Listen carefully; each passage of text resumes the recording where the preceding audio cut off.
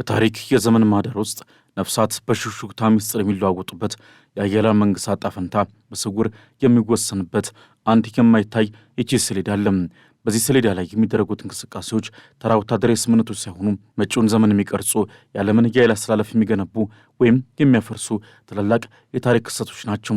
እነሆ በዚህ የውጥረትና የጥበብ ሰሌዳ ላይ ሁለት ጥንታዊና ኩሩ ስልጣኔዎች ፐርሺያና ሩስ፣ ኢራንና ሩሲያ ዘመናትን የተሻገረ ጥምረት በመፍጠር ዓለምን በዝምታ ነገር ግን በጉልህ እያናገሩ ይገኛሉ። ታሪካቸው በጦርነትና በሰላም በፉክክርና በትብብር የተሞላ ቢሆንም ዛሬ ላይ ግን የጋራ ጠላቶቻቸውና የጋራ ጥቅሞቻቸው በአንድ የብረት ገመድ አስተሳስሯቸዋል። ሰላም ጤና ይስጥልን ውድ የኦርቢት ሚዲያ ቤተሰቦች እንደምን ሰነበታችሁ? በዛሬው ዝግጅታችን የእነዚህን ሁለት ሀያላን ሀገራት ግንኙነት ጥልቀት፣ በመካከላቸው የተደረገውን የሚሳኤል ስምምነት እንቆቅልሽና ይህ ሁሉ ለአሜሪካና ለዓለም የሚልከውን ስውር መልእክት በጥልቀት እንዳሳለን። ከበረዷማው የክሬምሊን ቤተ መንግስት እስከ ጥንታዊቷ ቴህራን የተዘረጋውን የስትራቴጂ ድር አብረን እንፈትሻለን። እስከ ዝግጅታችን ፍጻሜ አብራችሁን ቆዩ። ቻናላችንን ሰብስክራይብ፣ ላይክና ሼር በማድረግ ቤተሰብ መሆኑን አይርሱ።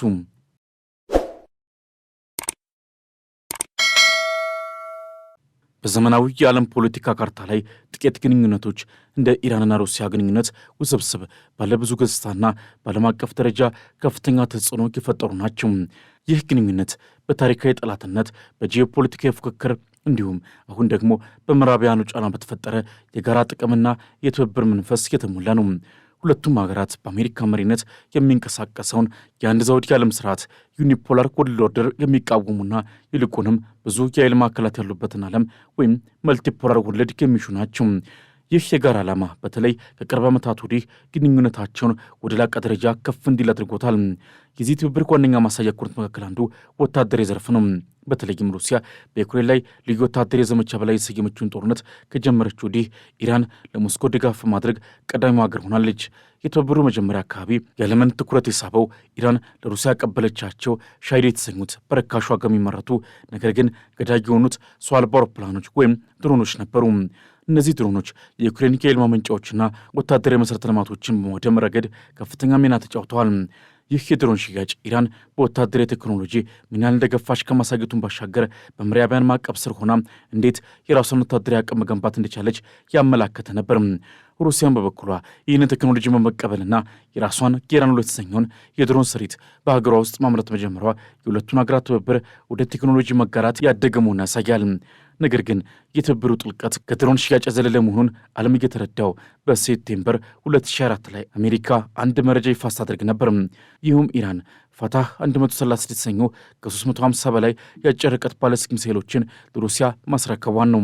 ይህ ዜና እንደ ሰደድ እሳት በዓለም ዙሪያ ሲሰራጭ ብዙ ወታደራዊ ተንታኞች የዩክሬን ጦርነት ገጽታ ሊቀየር እንደሚችል መተንበይ ጀመሩ።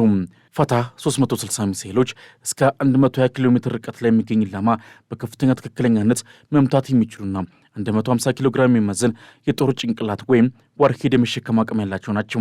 የእነዚህ ሚሳኤሎች ዋነኛ ጥቅም ሩሲያ እንደ ኢስካንደር ያሉትን ውድና የረጅም ርቀት ሚሳኤሎቿን ለስትራቴጂካዊ ጥቃቶች እንድትቆጥብና በጦር ግንባር አካባቢ ላሉ ኢላማዎች ፋታህ 360ን እንድትጠቀም ማስቻላቸው ነበር።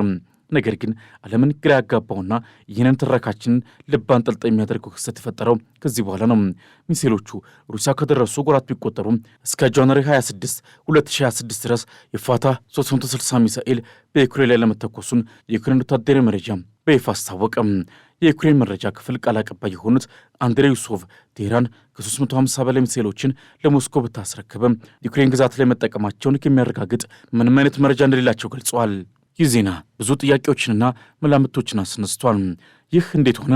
ለምን? በቢሊዮን የሚቆጠር ዶላር የወጣባቸው የጦርነቱን አቅጣጫ ይቀይራሉ ተብሎ የተፈሩት እነዚህ ሚሳኤሎች የት ገቡ? ዝምታቸው ምንን ያመላክታል? ይህ እንቆቅልሽ የኢራንና ሩሲያ ግንኙነት በውጫዊ ጌታ ከሚታየው እጅግ የጠለቀና ስውር ስሌቶች ያሉት መሆኑን በይፋ ይጠቁማል። ለዚህ እንቆቅልሽ ሊሆኑ የሚችሉ መልሶችም ብዙ ናቸው። የመጀመሪያው መላመት ከቴክኒካዊ ችግሮች ጋር የተያያዘ ነው። በለንደን የሚገኘው የዓለም አቀፍ ስትራቴጂካዊ ጥናቶች ተቋም ተመራማሪ የሆኑት ፋቢያን ሂንዝ እንደሚሉት ሚሳኤሎቹ በጥራት ደረጃ ችግር ሊኖርባቸው ይችላል ወይም ደግሞ የማስወንጨፊያ መሳሪያዎቹ ሙሉ በሙሉ ለሩሲያ ላይደርሱ ይችሉ ነበር የሚለው ነው። ኢራን ምንም እንኳን በሚሳኤል ቴክኖሎጂ እጅግ ብትራቀቅም በምዕራባውያን ማዕቀብ ምክንያት አንዳንድ ጥሬ ዕቃዎችንና ቴክኖሎጂዎችን ለማግኘት ትቸገራለች። ስለዚህ የተመረቱ ሚሳኤሎች ሩሲያ በምትፈልገው የጥራት ደረጃ ላይ ላይገኙ ይችሉ ነበር። ሁለተኛውና ይበልጥ አሳማኝ የሚመስለው መላምት ግን ፖለቲካዊ ስሌትን የተመለከተ ነው። ሩሲያ እነዚህ ሚሳኤሎች ለጊዜው እንደ ማስፈራሪያ ካርድ ልትጠቀምባቸው ትችላለች። ሚሳኤሎቹን በእጇ መያዟ ብቻ ለዩክሬንና ለምዕራባውያን አገሮቿ ቀይ መስመር እንዲያልፉ የሚልክ ጠንካራ ምልክት ነው። ለምሳሌ ምዕራባውያን ለዩክሬን ይበልጥ የረቀቁና የረጅም ርቀት መሳሪያዎችን ለማቅረብ ቢያስቡ ሩሲያ በመላሹ የኢራን ሚሳኤሎችን እንደምትጠቀም ልታስተነቅቅ ትችላለች። ይህ አይነቱ ስትራቴጂ ጦርነቱ አሁን ካለበት ደረጃ እንዳይባባስና ምዕራባውያን በቀጥታ ጣልቃ እንዳይገቡ ለማድረግ ያግዛል። ሶስተኛው መላምት ደግሞ ከራሷ ከኢራን ፍላጎት ጋር የተያዘ ሊሆን ይችላል። ኢራን ምንም እንኳን ሩሲያን በተደግፍም ከምዕራባውያን ጋር ያለ ግንኙነት ሙሉ በሙሉ እንዲበላሽ አትፈልግም። በተለይም በአውሮፓ ህብረትና በኢራን መካከል ያለው የንግድና የዲፕሎማሲ ግንኙነት ምንም እንኳን የሻከረ ቢሆንም ሙሉ በሙሉ አልተቋረጠም። የኢራን ሚሳኤሎች በዩክሬን ላይ በስፋት ጥቅም ላይ ከዋሉ የአውሮፓ ህብረት በኢራን ላይ ይበልጥ ጠንካራ ማዕቀቦች እንዲጥል ሊገደድ ይችላል። ይህ ደግሞ የኢራንን ኢኮኖሚ ይበልጥ ይጎዳል። ስለዚህ ቴህራን ሚሳኤሎቹ ቢተላለፉም እንኳ ለአጠቃቀማቸው ገደብ እንዲደረግ ከሞስኮ ጋር ስምምነት አድርጋ ሊሆን ይችላል። ይህ ሁሉም ያሳየን የኢራንና የሩሲያ ትብብር ሲምፎኒ እንጂ የተለያየ ጦር መሳሪያ ሽያጭ አለመሆኑ ነው። እያንዳንዱ እንቅስቃሴ፣ እያንዳንዱ ውሳኔ በጥንቃቄ የተሰላና ብዙ ተጽዕኖችን ከግምት ውስጥ ያስገባ ነው። ሩሲያ ሚሳኤሎቹን አለመጠቀሟ ድክመቷን ሳይሆን ምናልባትም የትዕግስቷንና የስትራቴጂ ጥልቀቷን ሊያሳይ ይችላል። የትብብርና የሚሳኤል ስምምነት እንቆቅልሽ በተለይ ለአሜሪካና ለፕሬዚዳንቷ ዶናልድ ትራምፕ አስተዳደር የሚልከው መልእክት እጅግ ግልጽና ያልተወሳሰበ ነው። ትራምፕ አሜሪካን ከኢራን የኒውክሌር ስምምነት በማስወጣት ከፍተኛ ጫና ያደረጉ ሲሆን የኢራን ኢኮኖሚ አንበርክከው ስርዓቱን ለመለወጥ እየሞከሩም ነው። ይህ ፖሊሲ ግን ኢራንን ከማንበርከክ ይልቅ ይበልጥ ወደ ሩሲያና ቻይና እንድትጠጋ አድርጓታል። የኢራንና ሩሲያ ጥምረት ለትራምፕና አሜሪካ የእናንተ ጫናና ማዕቀብ አይስራም፣ ይልቁንም ጠላቶቻችሁን አንድ ላይ ያሰባስባል የሚል ሕያው መልእክት ነው። ኢራን በአሜሪካ ጫና ተዳክማ ከመውደቅ ይልቅ አሁን ላይ ለታላቋ ሩሲያ ወሳኝ ወታደራዊ ቴክኖሎጂዎችን የምታቀርብ አገር ሆናለች። ይህ ለአሜሪካ ውጭ ፖሊሲ ትልቅ ሽንፈት ሆኗል። ሩሲያን ብትሆን በምዕራባውያን ማዕቀብ ተነጥላ ትዳከማለች ተብሎ ሲጠበቅ እንደ ኢራንና ሰሜን ኮሪያ ካሉ ሀገራት ጋር በመተባበር የጦርነቱን ቀጣይነት ማረጋገጥ ችላለች። በተጨማሪም የትብብር የአሜሪካንን የዓለም ፖሊስነት ሚና እየተፈታተነ ይገኛል። ትራምፕ በኢራን የውስጥ ተቃውሞዎች በተነሱበት ወቅትም በሺዎች የሚቆጠሩ ሰዎች ሲገደሉ በቴህራን ላይ ወታደራዊ እርምጃ እንደሚወስዱ ዝተው ነበር። እንዲሁም በቬንዙዌላ በፈጸሙት ወታደራዊ ኦፕሬሽን ሌላኛውን የሩሲያ ሀገር የነበሩትን ኒኮላስ ማዱሮን ከስልጣን ለማውረድ ሞክረዋል። በጁን 2025 ደግሞ የትራምፕ አስተዳደር በኢራን የኒኩሌር ማበልጸጊያ ጣቢያዎች ላይ የአገር ጥቃት መፈጸሙ ይታወሳል። ነገር ግን የኢራንና ሩሲያ ትብብር እየጠነከረ በመጣ ቁጥር አሜሪካ በኢራን ላይ ቀጥተኛ ወታደራዊ እርምጃ ለመውሰድ የምታደርገው ስሌት ይበልጥ ውስብስብ እየሆነ ይሄዳል። በኢራን ላይ የሚወሰድ ማንኛውም እርምጃ ሩሲያን በቀጥታ እንደ መጋፈጥ ሊቆጠር ይችላል። ይህ ደግሞ የዓለምን ሰላም አደጋ ላይ የሚጥል ነው። ስለዚህ የሁለቱ ሀገራት ጥምረት ለኢራን እንደ መከላከያ ጋሻ ሆኖ እያገለገለ ነው። የፋታ 360 ሚሳኤሎች ዝምታ ምናልባትም ከዚህ ጋሻ ጀርባ ያለውን የብረት ፈቃድና የስትራቴጂ ጥልቀት ያሳያል።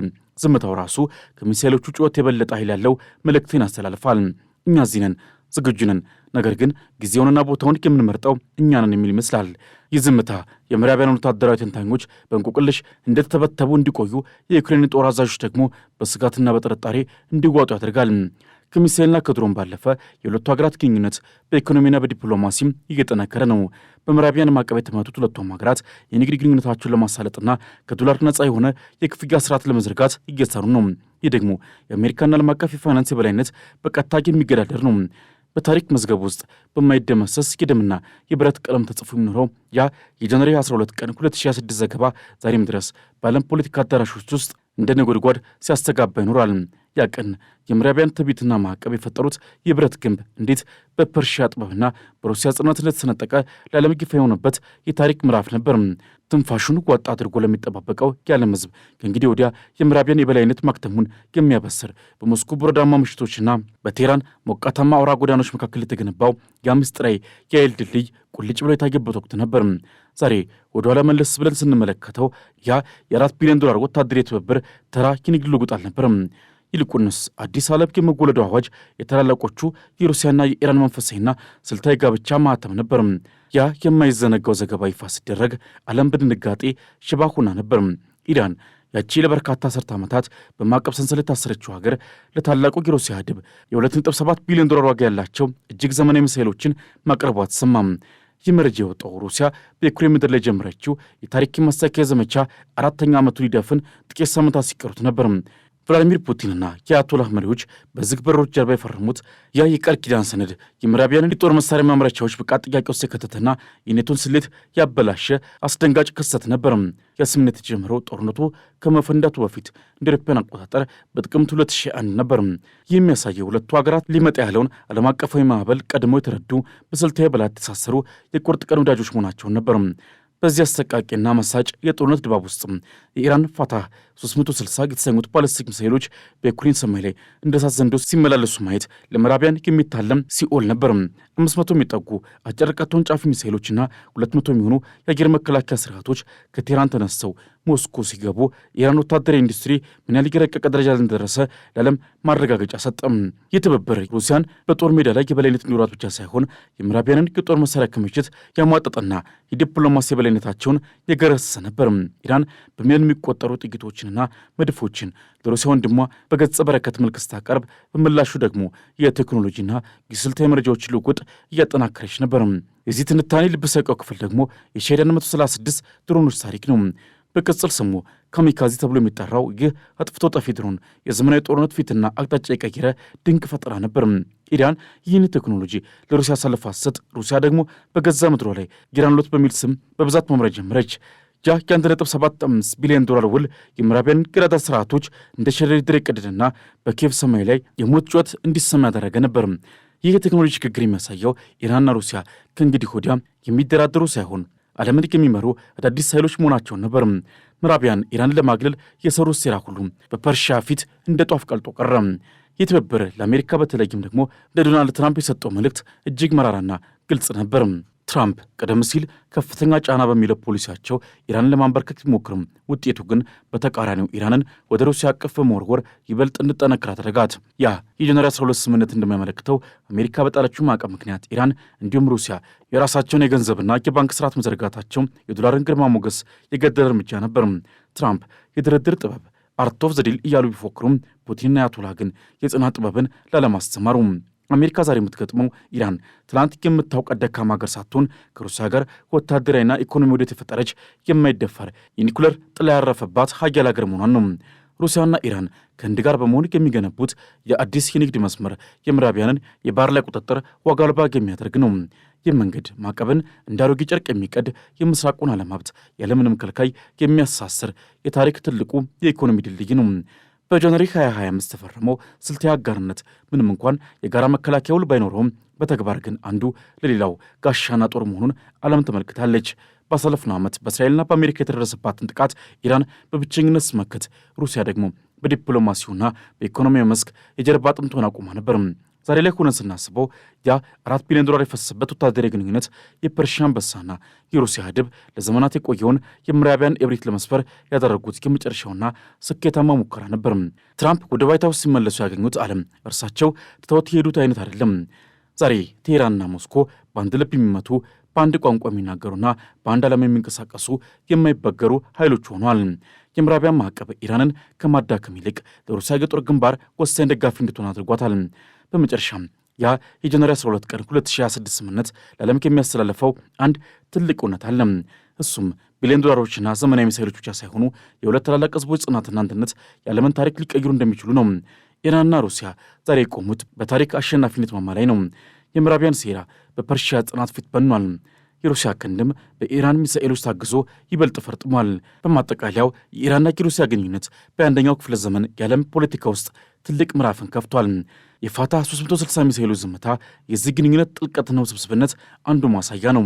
ይህ ዝምታ በዩክሬን የጦር ሜዳ ላይ ካለው የፈንጂዎች ጩኸት የበለጠ በዋሽንግተንና በብራሰልስ የውሳኔ ሰጪው ጆሮ ውስጥ ያቆጠቁጣል። እሱም የአዲስ ዓለም ስርዓት መወለድን፣ የምዕራቢያን የበላይነት ማብቃቱንና የጥንታዊ ስልጣኖች ዳግም መነሳትን የሚያበስር ዝምታ ነው። የቼስ ሰሌዳው ዘርግቷል። እንቅስቃሴዎቹን ቀጥሏል። የዓለም ዕጣ ፈንታ በእነዚህ እንቅስቃሴዎችና በፋታህ 360 ሚሳኤሎች እንቆቅልሾች ውስጥ ተሰውሮ ይገኛል። ወደፊት ምን እንደሚመጣ ጊዜ የሚፈታው ቢሆንም አንድ ነገር ግን ግልጽ ነው። የኢራንና የሩሲያ ጥምረት ዓለምን በቀላሉ የማይረሳውን ታሪክ እየጻፈ ነው። ለዛሬ በዚሁ አበቃን። ቻናላችንን ሰብስክራይብ፣ ላይክ እና ሼር በማድረግ ቤተሰብ ይሁኑ። በሚቀጥለው ጊዜ እስክንገናኝ ድረስ ሰናይ ጊዜ ይሁንላችሁ።